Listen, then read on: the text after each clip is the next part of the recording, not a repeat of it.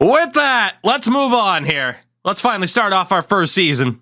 48 teams. A reminder, of course, with all of our different divisions, the one thing that I made sure to set up, there is no interconference play until the Stanley Cup Final. So at no point in the regular season will one of these Eastern Conference teams, one of 24, of course, play any Western Conference teams. So no interconference play. We will not be seeing any of these guys unless we make it to the Stanley Cup Final. Do I regret it in a sense? Kind of, but at the same time, it's pretty fun. As well, of course, the regular season scoring, I can go ahead and show you guys that again really quickly. Oh, good. Is this custom league? A Jetterland. Thank you. Thank you for the fall. Again, the NHL schedule, 52 division games, 30 conference games. 1 point for a shootout win, 2 points for an overtime win, 3 points for a win. You lose, you get nothing. No Bettman point in this reality. No, and thank you guys for the follows. No Bettman point in this reality. You only get a point if you win, but how many points you get depends on how soon you win the game. As it should be. Among numerous other rules. It did remind me, though. Blockbuster trade alert. We'll put that on. Not going to worry about fog of war or morale meetings. Waivers are fine. Turn off trade offers. We'll put trade difficulty on hard. Everything else is going to stay on medium. Old medium for the moment. We will auto-rotate. I think I'm going to turn off injuries.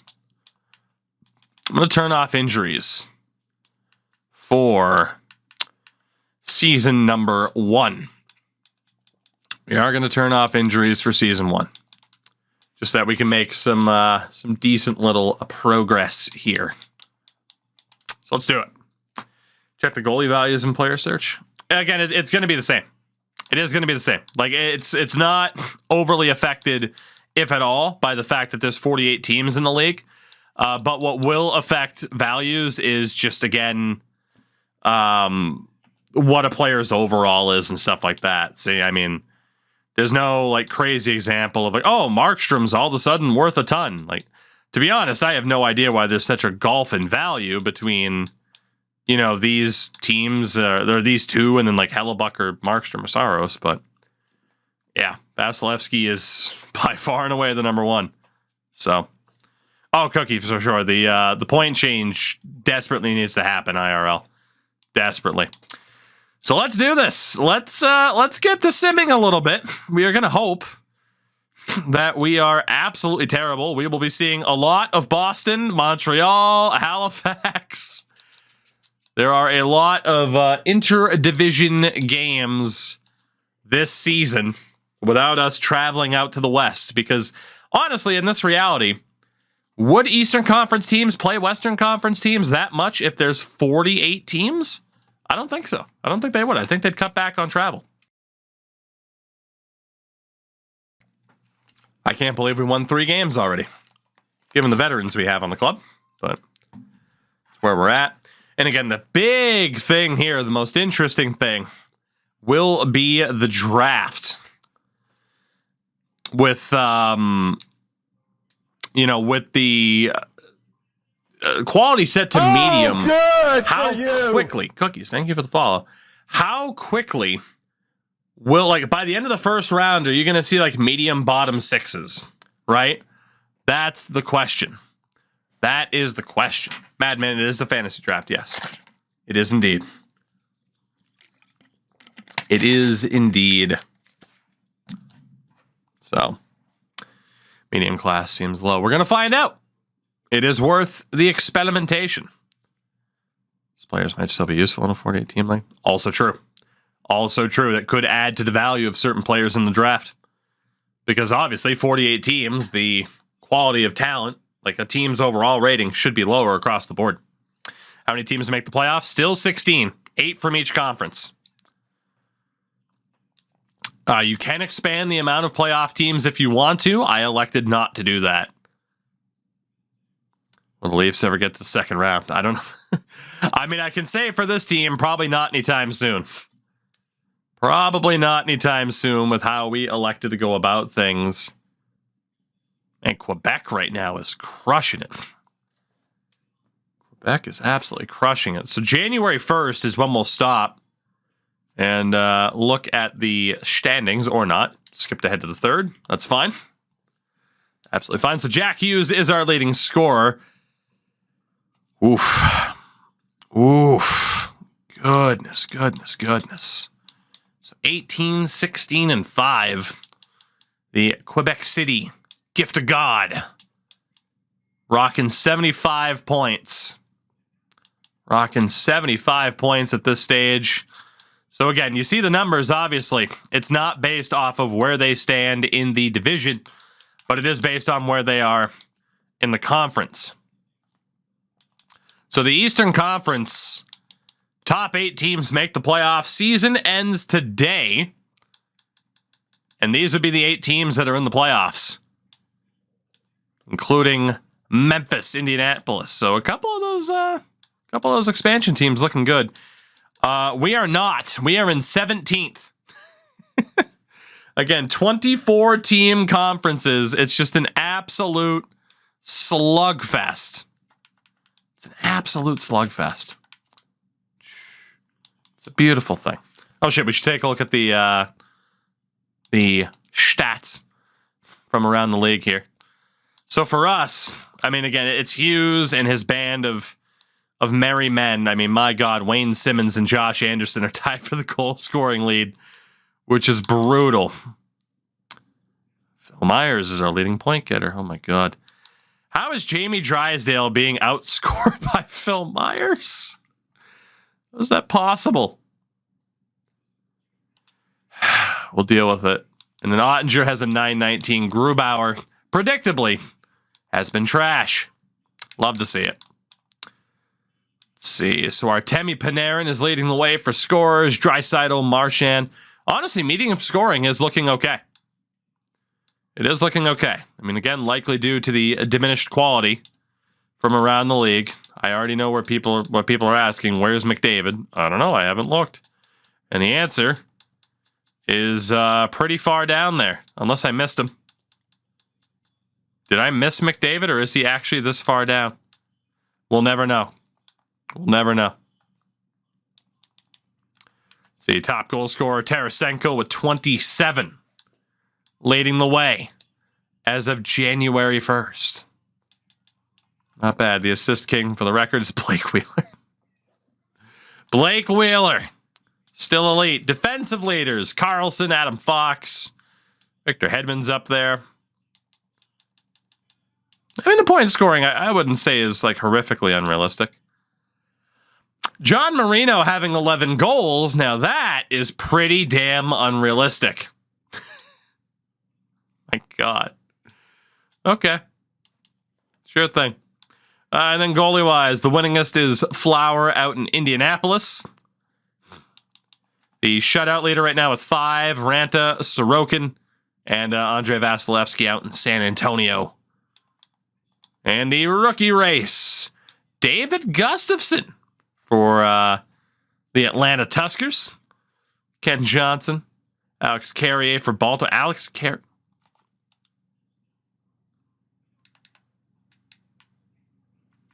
Fair enough. Fair enough. I thought he played more. 26-year-old rookie. Gonna Panarin, these sons of bitches. Steal that Calder. Steal that Calder. Let's keep going. There is no way we are making the playoffs, but that is absolutely fine by me. Again, we drafted with the intent of taking the slow and steady approach, building things up slowly over time. And we'll see how that works for us. We'll see how that works out for us. I have to sneeze. I don't want to sneeze.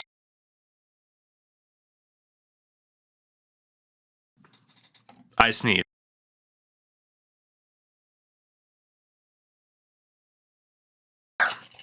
Carrier has 2 missing ears. Yeah, don't worry about it. It's fine. Let's not talk about the shortcomings, right?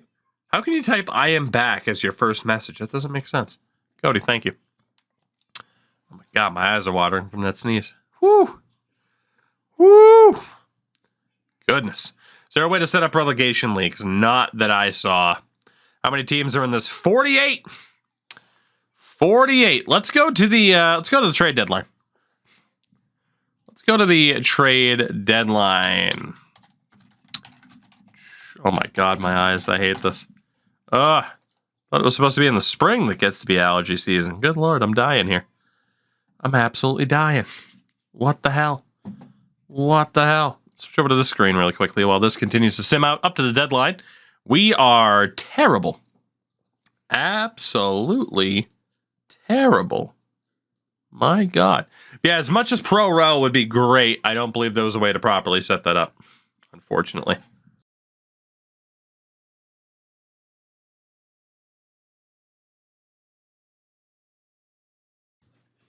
All right, I had to blow my nose there. Apologies. Let's go to the trade deadline. See if anything's going on. Jared Spurgeon. It's Spurgeon, I know. It's a meme. Is the top player available? We don't really have too many players to sell off now, do we? We really don't. Is there anybody... by the way, our draft pick value, yeah, has to be pretty damn high. Is there anybody that we have to sell off here? Well, Grubauer has negative value. That's good to know. No trades were found. No kidding. Defensively... Oof. We've been hanging out in Australia. Apparently, yeah. Apparently. James Neal has value for some reason. He has 19 goals this year. Of course he does. Of course James Neal has 19 goals for us. Can I fleece anybody at the deadline for him? 2 second-round picks. SDA might be better than 2 second-round picks, let's be honest. Noah Ostlund. Bring SDA back into the fold here in Toronto, though. You know, if you're going to offer me Noah Ostlund for James Neal, I'm going to take that. Thank you. We'll just let the AI walk us all the way to the top. Wayne Simmons. Turning back the clock. 3rd and 5th round pick is on offer. Fortunately, there's some prospects that I do like, but EA butchered their potentials. Let's probably send Wayne back to Philadelphia. Yeah. Ozzy, what's going on, buddy? So far, so good. Let's send the old Wayne train back to Philadelphia for a 3rd and a 5th round pick. As we sell off at the deadline. Blichfeld, is there anything for you? 4th and a 7th. Looks to be the going rate. We are just going to pick horde our way to glory. Ozzy, I can't get a truly accurate read on the line combos. At the same time, yeah, there were some unfortunate signs. But this is a 48-team fantasy draft league, so it is tough to get a truly appropriate reading on it. Anything for Belmar? How the hell are you offering me a 3rd round pick for Pierre-Edouard Belmar? How? A 4th round pick is like a 6th round pick, right? Send Belmar to Tampa. I don't know. Who cares? Send him wherever. Could get rid of Kiviranta. We're going to hold on to him. The man's a legend. And then we have all of these center prospects, Noah Ostlund included, in which, for the moment, we are going to keep all of them. And that is pretty much it for our deadline day adventures. Because we don't really have too much going on. We didn't have that many great people. And honestly, acquiring someone like Jared Spurgeon right now is completely pointless for us. This team's going to need a couple of seasons to really get where they need to be. AJ, I did, and yeah, it's not surprising. Those have been his thoughts for a while. So, really, no major trades. 47 other teams. No major trades. Really? I mean, there were trades, but nothing that qualified as blockbuster. Gavrikov off to Portland. Okay. Well, there were no major trades. I'll take their word for it. With PGA and Modern Warfare 2 coming out, do I want to buy NHL 23? Am I going to? Yes. Do I want to? No. I mean, hey, sports games are always discounted by Black Friday, you know? Sports games are always discounted by Black Friday. You could take your time, technically. All right, let's take a look here at the conference standings in the West. It's the Oklahoma City Owls, who are already on 117 points. Again, 3 points for a win, hence the higher point totals. 3 points for a win, 3 points for a regulation win, 2 for an overtime win, 1 for a shootout win. So you are going to see some interesting point totals between who's winning and who's not. Going to be some drastic differences. The Memphis Sphinx, number 1. Even QC not looking that hot. Again, though, the top 8 teams make it. 96 points for the Bruins. We are currently dead last in our division. Love to see it. Love to see it. Jack Hughes doesn't love to see it, but you, in fact, love to see it. We should be perfectly in line for a top draft pick. You notice, too, how I haven't looked at the draft board. It's because I don't want to. I want to be a little bit surprised at who we might just have available to us here in this little run. I want to see who we got. I want to see what we got here. Hughes is used to that, actually. Fair enough. I didn't want to take too many shots at New Jersey, you know? I mean, we got to go easy on Jack. He's our franchise player here now. You got to take it easy on him a little bit. At least a little bit.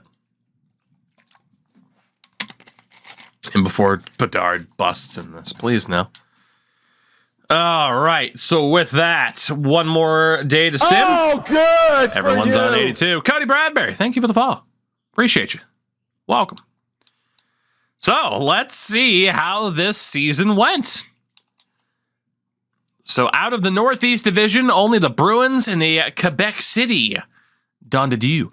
You can raise it up to 86 games if you want to. So only 2 teams from the Northeast Division made it to the playoffs. We actually finished ahead of Buffalo. And Ando, thank you for the follow as well. In the Atlantic Division, New Jersey, Philadelphia, and Washington all made it. Man, this is nuts with a 3-2-1 system. The point totals are fucking just sky high. It's crazy. And in the Southeast, Memphis, Florida, and Atlanta made the playoffs. So again, you do not get a point for a loss, regulation or overtime. You only get a point if you win. Quebec City doing the do. There you go. So yeah, that is the Eastern Conference. New Jersey with 51 wins. 51 wins. So that is the setup there. And in the Western Conference, we have the Northwest Division with San Francisco and Vancouver making the playoffs. The Central Division sees Vegas, Milwaukee, and St. Louis. I'm going to guess it's Mabbins. Let me know if I'm wrong. Thank you for the follow as well. And in the Southwest, Oklahoma City, Houston, and Anaheim have made the playoffs. So, yes, 48 teams. If you want, check out the... I walk through the entire setup process and kind of a tutorial on my main channel, YouTube side of things. It's a little bit time consuming to set up 48 teams, but it's not that bad. It's not that bad. Maybe New Zealand. That makes sense. That makes sense. Someone who's actually from New Zealand and didn't just set their location to New Zealand in the past 24 hours. Imagine that. Imagine. So the San Francisco Huskies, best logo in the game, the top team in that Western Conference. Not bad. Not too shabby. Flaming Jeep, what's up? Doing good. Doing good. For us here in Toronto, Jack Hughes led the way in points. We obviously got rid of a couple of options. James Neal, Wayne Simmons. James Neal, Wayne Simmons, Cody, not necessarily because of how I adjusted the salary cap, you see. Well, AJ, there's no point in promoting it at this point. It's like the people that signed up, it's up to them to do what they got to do. That's why. That is why. There we go. Drysdale did finish our season as our top point-producing defenseman, but not by nearly enough. Not by nearly enough. Otter finished with a .902 save percentage. Behind this team, you can't necessarily blame him. So, Deeds, it's a 3-2-1 point system. 3 points for a win in regulation, 2 points for an overtime win, 1 point for a shootout win. You get no points whatsoever if you lose, regardless of when you lose. No points if you were to lose. We only had 3 100-point scorers. So that whole idea of, maybe with the team quality being worse, scoring will go up. On medium scoring? No, at least not at the high end. At least not at the high end. That is very surprising. That is very, very surprising to see scoring. I mean, like, well-roundedness looks good. But, interesting. We don't know where Connor McDavid is. As teammate quality to get open. That's true. But you would think the teams that have 2 great players, if not 3 great players on the same line, would really just destroy worlds. And they didn't. Connor McDavid finished under a point per game. So, you just don't really know what you're going to get. Defensively, Hedman and Roman Josi each hit a point per game. So, there you go. Scoring probably a bit too high end. Like, there's not that much of a separation. 21 goals for Justin Falk. Turning back the clock. I do suppose. Goalie-wise, Thatcher Demko, the winningest for the San Francisco Huskies. Broswell was up there for the Bruins. 9 shutouts for Jack Campbell in Omaha. Save percentage leader of Troy. Well, if you were hoping to see the goalies were fixed, in the words of a former professional wrestler, I'm afraid I have some bad news. Because that is, Yep.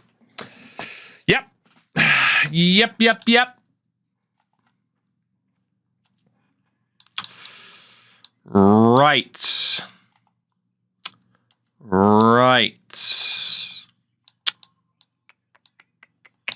The rookie race. Alexander Holtz led the way for points. You could argue, though, that Shane Wright off of that plus-minus is likely to win the Calder. So I think Shane Wright for Quebec City has won the Calder. That is our first regular season in the books. Playoff time is here. Happiness and cheer. The round of 16 looks like this. And the brand new kind of bracket screen that you end up getting here. San Francisco, St. Louis, OKC, Milwaukee, Vegas and Anaheim, Vancouver, and Houston. In the East, you have New Jersey, Quebec City, Boston, Washington, Memphis, Atlanta, Philadelphia, and Florida. And again, it is a reseeding kind of situation there. So if, number 2... OKC gets knocked out or something like that. Like, San Francisco, if they advance as the 1 seed, they will play the lowest remaining seed in the West. Easy for me to say. It's an interesting look. I don't think I hate it. For the sake of streaming and recording, it looks better because nothing's cut off. AHL-wise, again, for those that missed it, at least I didn't see a way to customize AHL teams, so you end up with SHL and Liga clubs in the minors. Don't ask me who's attached to what team at this rate because I don't know. But it is the same playoff format in the AHL as well. It's a time. It's a happening.